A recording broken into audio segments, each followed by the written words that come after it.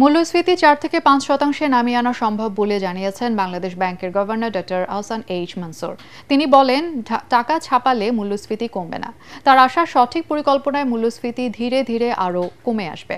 বাংলা একাডেমিতে বাংলাদেশ ব্যাংকের আয়োজনে 4 দিনব্যাপী এসএমই নারী উদ্যোক্তা সমাবেশে তিনি বলেন, ঋণ বিতরণের ক্ষেত্রে সচেতন হতে হবে।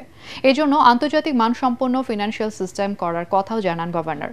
এ সময় নারীদের ঋণ সুবিধা বাড়ানোর প্রয়োজন বলেও মনে করেন তিনি।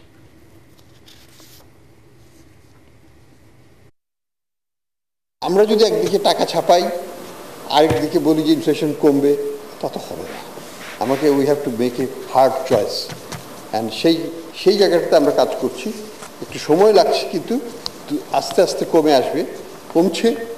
ইনফ্লেশন আমাদের ছিল, ফুড ইনফ্লেশন ছিল 14.5, হয়েছে 8.5। আমরা যদি চেষ্টা করি, কনসিস্টেন্সি রাখি পলিসিতে, 5%, 4% ইনফ্লেশন নামিয়ে নেওয়া, নাথিং ইম্পসিবল।